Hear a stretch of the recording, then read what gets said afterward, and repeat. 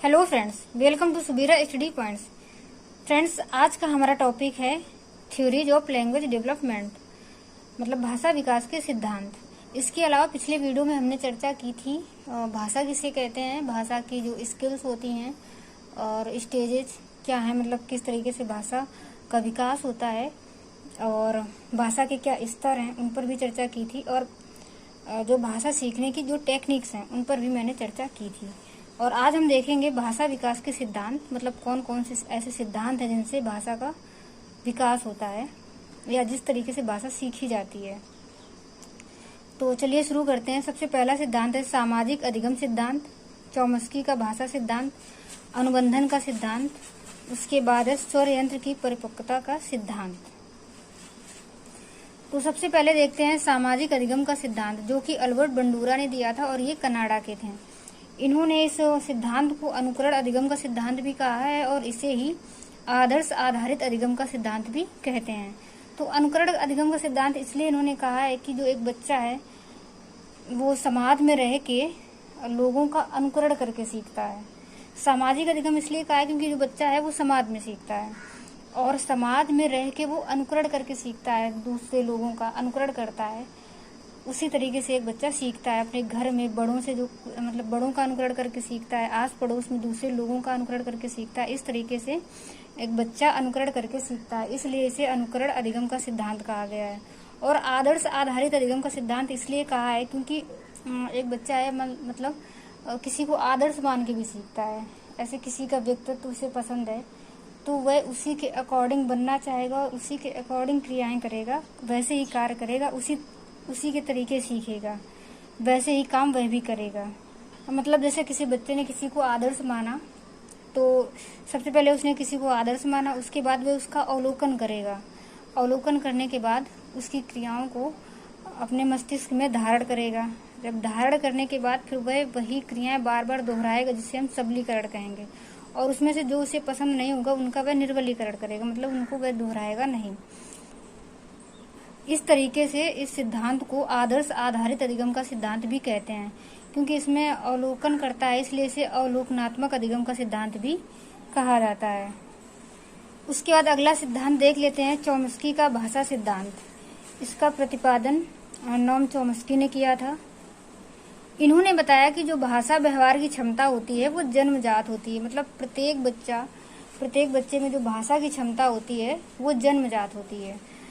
भाषा के सामान्य सिद्धांत को समझना व सार्वभौमिक व्याकरण का निर्माण करना, मतलब जो बच्चे होते हैं वो भाषा के सामान्य सिद्धांत को समझते हैं। मतलब एक जो बच्चा है वो कहीं पर भी रहेगा, छोटे से जहाँ पर भी रहेगा, वह उसी तरीके की भाषा को सीख जाता है। भाषा का जो सामान्य सिद्धांत है, जिस तरीके से बड़े बोल रहे हैं उसी तरीके से वह बोलना सीख लेता है। वह सार्वभौमिक व्याकरण का निर्माण करना, और मतलब सार्वभौमिक व्याकरण का निर्माण करने की भी क्षमता होती है, क्योंकि हम जिस तरह के परिवेश में रहेंगे वहीं की भाषा सीख जाते हैं। तो ये क्षमता जन्मजात होती है और उसके बाद जहाँ पर भी रहते हैं वहाँ की भाषा सीख जाते हैं।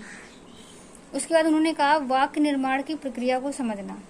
तो एक जो बच्चा होता है वाक्यों को जब सुनता है, सुन करके उसे वाक्य निर्माण करने की प्रक्रिया भी समझ में आती है, मतलब वह भी वाक्य निर्माण करता है, उसी तरीके से बोलने लगता है। भाषा का शुद्ध व सफल प्रयोग, बच्चा जो है वो भी भाषा का शुद्ध व सफल प्रयोग करता है। ऐसा नहीं है कि वह भाषा सुनने के बाद फिर उस भाषा को गलत ढंग से बोले, मतलब जैसे बोलना है उस तरीके से ना बोल के गलत तरीके से बोले, ऐसा नहीं बोलेगा। जिस तरीके से भाषा बोली जाती है उसी तरीके से बोलेगा, तो वह भी भाषा का शुद्ध व सफल प्रयोग करना आता है उसको। अगला सिद्धांत है अनुबंधन का सिद्धांत। अनुबंधन के संबंध में स्किनर के कार्य प्रशंसनीय है। मतलब इन्होंने कहा था कि जो एक बच्चा होता है उसको सीखने के लिए उद्दीपक अनुक्रिया के बीच संबंध स्थापित होना चाहिए। मतलब उद्दीपक और अनुक्रिया के बीच स्थापित साहचर्य बालक के शब्दों के अधिगम का आधार है। मतलब एक जो बालक होता है उसको उद्दीपक की सहायता से सिखाया जाता है, क्योंकि जो छोटे बच्चे होते हैं जब वो कुछ सीखते हैं तो उनमें सीखना जो होता है वो मूर्त रूप से होता है। मतलब उन्हें कोई वस्तु सिखानी है, कोई चीज सिखानी है, तो उन्हें सिखाने के लिए उसको किसी वस्तु से जोड़कर उसको सिखाया जाता है। और जब वह उस चीज को सीख जाते हैं, पूरी तरीके से उसमें अभ्यस्त हो जाते हैं, तब वह उस चीज को फिर उसी शब्द से संबोधित करने लगते हैं। लेकिन उसके पहले उसे सिखाने के लिए किसी वस्तु से जोड़कर सिखाना होता है। तभी जब बच्चे छोटे होते हैं और स्कूल में जाते हैं तो उन्हें छोटा आ से अनार, बड़ा आ से आम, मतलब किसी न किसी चीज से जोड़ करके सिखाया जाता है। इस तरीके से बच्चा जल्दी सीख लेता है और आसानी से सीख जाता है। उसके बाद अगला सिद्धांत है स्वर यंत्र की परिपक्वता का सिद्धांत। भाषा विकास जो है वो स्वर यंत्र की परिपक्वता पर आधारित है। और जो हमारे स्वर यंत्र हैं जैसे कि जीभ, गला, दांत, होंठ, नाक आदि, इनमें किसी भी प्रकार की कमी या कमजोरी भाषा विकास को प्रभावित करती है। क्योंकि जो हमारे स्वर यंत्र हैं अगर वो सही से परिपक्व नहीं होंगे तो जो भी भाषा बोलेंगे उस पर हमारा अच्छे से नियंत्रण नहीं होगा। और जब स्वर यंत्र परिपक्व होंगे तो भाषा पर अच्छे से नियंत्रण होगा और जो हमारी भाषा है उसका अच्छे से विकास होगा और हमारा बोलना प्रभावित नहीं होगा, सही ढंग से बोल पाएंगे। उसके बाद है भाषा विकास को प्रभावित करने वाले कारक। तो देख लेते हैं कौन कौन से ऐसे कारक हैं जो भाषा विकास को प्रभावित करते हैं। सबसे पहले है स्वास्थ्य। तो जिन बच्चों का स्वास्थ्य नहीं अच्छा होता है उनमें भी भाषा विकास जो होता है वो तीव्र गति से नहीं होता। सामान्यतः ऐसा देखा जाता है कि बहुत से बच्चे थोड़ा देर से बोलना शुरू करते हैं। तो उसका यही कारण है कि उनका जो स्वास्थ्य है वो जिन बच्चों में भाषा का विकास जल्दी हो जाता है उनकी अपेक्षा उनका जो स्वास्थ्य है वो उतना अच्छा नहीं होता। इस कारण से ऐसा होता है। फिर अगला है बुद्धि। तो भाषा विकास पर बुद्धि का भी प्रभाव पड़ता है, क्योंकि जिस बालक की जो बुद्धि है, मानसिक क्षमता जितनी अच्छी होगी उसके अंदर शब्दों का भंडारण भी उतना ही अच्छा होगा। और जब शब्द भंडारण अच्छा होगा तभी हमारा भाषा विकास अच्छा होगा। तभी शब्द भंडारण होगा तभी वह बच्चा है जो वो ज्यादा से ज्यादा बोलना सीखेगा। क्योंकि बिना शब्दों के कैसे बोलेगा जब उसके अंदर शब्द भंडारण ही नहीं है। अगला हमारा कारण है सामाजिक आर्थिक स्थिति। तो सामाजिक आर्थिक स्थिति भी भाषा विकास को प्रभावित करती है, क्योंकि जो हमारा समाज है जिस तरीके के समाज में हम रहेंगे उसी तरीके का हमारा भाषा विकास होगा। इसी कारण से ऐसा देखा जाता है कि जो पिछड़े इलाके हैं जहाँ पर जो समाज है बहुत ज़्यादा डेवलप नहीं है, तो वहाँ पर बच्चों का भाषा विकास जो होता है वो थोड़ा शहर वाले बच्चों की अपेक्षा कम होता है। उसके बाद अगला कारक है परिवार का आकार। तो परिवार का आकार भी बालक की भाषा विकास को काफ़ी प्रभावित करता है, क्योंकि जो एक छोटा परिवार होता है वहाँ पर बच्चे पर ज़्यादा ध्यान दिया जाता है और वहीं बड़े परिवार में थोड़ा कम ध्यान हो पाता है। तो इस तरीके से उसका जो भाषा विकास है वो कम अच्छे से विकसित हो पाता है एक बड़े परिवार में छोटे परिवार की अपेक्षा। अगला हमारा कारक है द्विभाषावाद। द्विभाषावाद से यहाँ पर ये है कि जैसे एक परिवार में अगर पिता कोई और भाषा बोल रहा है, माता कुछ और भाषा बोल रही है, तो इस तरीके से भी बच्चे का जो भाषा विकास है वो प्रभावित होता है, क्योंकि वो दो भाषाओं में कंफ्यूज हो जाता है।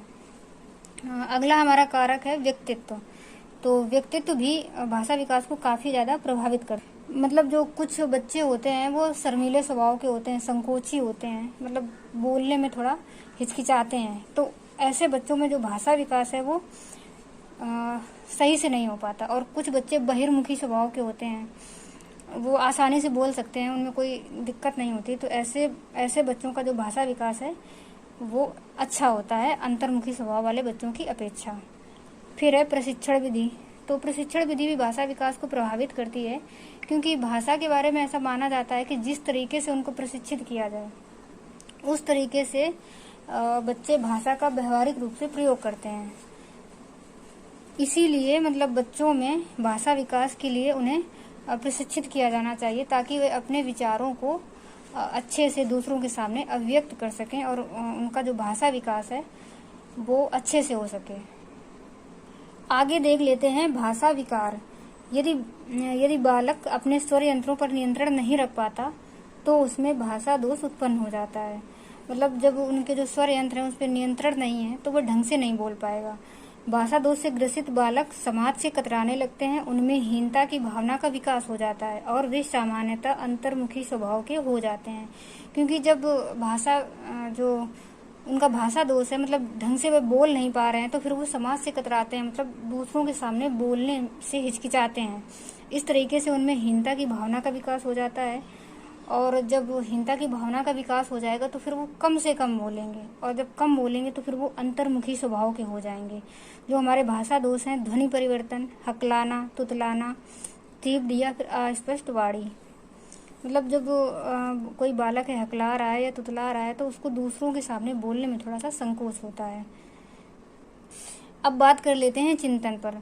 तो चिंतन एक ऐसी गतिविधि है जो मानव मस्तिष्क में हमेशा ही गतिशील रहती है। ये मानव स्वभाव की एक सामान्य प्रक्रिया है। चिंतन मतलब हम हमेशा ही कुछ ना कुछ सोचते रहते हैं, चाहे कुछ भी कर रहे हैं, कुछ भी काम वगैरह करते हैं, उस टाइम कुछ ना कुछ दिमाग में चलता ही रहता है। और ये मानव स्वभाव की एक सामान्य प्रक्रिया, कोई भी मनुष्य किसी भी टाइम वह कुछ ना कुछ सोचता ही रहता है। इसके अलावा गंभीर रूप से चिंतन कब करते हैं? जब कोई व्यक्ति किसी समस्या से घिर जाता है तो फिर उस समस्या की समाधान के लिए वह मतलब गंभीरता से सोचता है, फिर वह एकाग्र होकर चिंतन करता है। उसके बाद चिंतन की विशेषताओं की अगर बात करें तो देख लेते हैं कि कौन कौन सी चिंतन की विशेषताएं। उद्देश्यपरक, प्रत्यक्षीकरण पर आधारित, समस्या समाधान पर आधारित, संज्ञानात्मक। उद्देश्यपरक मतलब जैसे कोई समस्या है तो उस समस्या का समाधान करना ही उद्देश्य है। उसी समस्या के समाधान करने के लिए ही हम चिंतन कर रहे हैं। तो इसलिए जो एक चिंतन होता है वो उद्देश्य परक होता है, मतलब उसका कुछ ना कुछ उद्देश्य है। हम चिंतन क्यों कर रहे हैं? कुछ ना कुछ दिमाग में चल रहा होगा, मतलब कोई ना कोई ऐसी समस्या होगी तो उसको सॉल्व करने के लिए हम चिंतन कर रहे होंगे, इसलिए चिंतन उद्देश्य परक होता है। प्रत्यक्षीकरण पर आधारित। प्रत्यक्षीकरण से मतलब है कि जिस चीज के बारे में या वस्तु या घटना के बारे में मैंने देखा या सुना है उसी के बारे में हम चिंतन करेंगे। जो चीज मुझे पता ही नहीं है उसके बारे में हम क्या चिंतन करेंगे? मान लो कहीं अगल बगल में एक्सीडेंट वगैरह हो गया और मुझे नहीं पता है तो हम उसके बारे में क्या सोचेंगे, विचारेंगे? कुछ भी नहीं। तो जब मुझे पता होगा तभी हम उस पर चिंतन करेंगे। इसलिए जो चिंतन होता है वो प्रत्यक्षीकरण पर आधारित होता है। उसके अलावा समस्या समाधान पर आधारित होता है, मतलब कोई समस्या है तो उसके समाधान करने के लिए हम उस पर चिंतन करेंगे। और संज्ञानात्मक। संज्ञानात्मक से मतलब है कि मतलब एक व्यक्ति या बालक जो भी कहें, जब वो संज्ञान में होगा, मतलब जगा हुआ होगा, होश में होगा, तभी वह चिंतन करेगा। कोई सोते में या बेहोशी की हालत में तो चिंतन करेगा नहीं।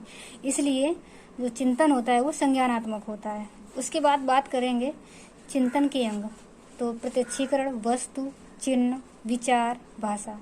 प्रत्यक्षीकरण से वही मतलब है कि जिस चीज के बारे में मुझे पता होगा उसी पर हम चिंतन करेंगे। वस्तु, तो वस्तु से मतलब ये है कि जैसे प्रत्यक्षीकरण, जिसके बारे में मैंने सुना फिर उसको मैंने देखा, तो बिना देखे उस पर हम चिंतन नहीं कर सकते। मतलब जब हम चिंतन कर रहे हैं तो चिंतन करेंगे तो कुछ ना कुछ हमारे मस्तिष्क में उभरेगा, जो मैंने देखा होगा वही उभरेगा, उसी के बारे में सोचेंगे। चिन्ह, तो उस वस्तु का कुछ ना कुछ चिन्ह होगा जो हमें ऐसे सोचते टाइम दिखाई देगा। ऐसा तो नहीं कि मैं देख कर कुछ और आई हूँ और जब सोच रही हूँ तो चित्र किसी और चीज का बनकर सामने आ रहा है, ऐसा कुछ नहीं होगा। जो चीज मैं देख कर आई हूँ या जिस चीज के बारे में चिंतन किया जा रहा है उसी का चिन्ह मस्तिष्क में बनेगा। फिर विचार, तो जब हम चिंतन करेंगे तो विचारों के माध्यम से चिंतन करेंगे, बिना विचार के चिंतन कैसे होगा। फिर भाषा, तो जो विचार हमारे मस्तिष्क में आएंगे वो किसी न किसी भाषा के रूप में, मतलब जब विचार आ रहे होंगे तो हम किसी न किसी भाषा में तो सोच रहे होंगे। तो इस तरीके से जो चिंतन के अंग हो जाएंगे वो ये सभी चिंतन के अंग हो जाएंगे। प्रत्यक्षीकरण, वस्तु, चिन्ह, विचार और भाषा। तो फ्रेंड्स, आज की वीडियो में इतना ही रखते हैं। और ये जो चिंतन के प्रकार हैं, अभिसारी चिंतन, अपसारी चिंतन और सृजनात्मक चिंतन, इन पर हम कल डिटेल में चर्चा कर लेंगे। तब तक के लिए bye bye and take care.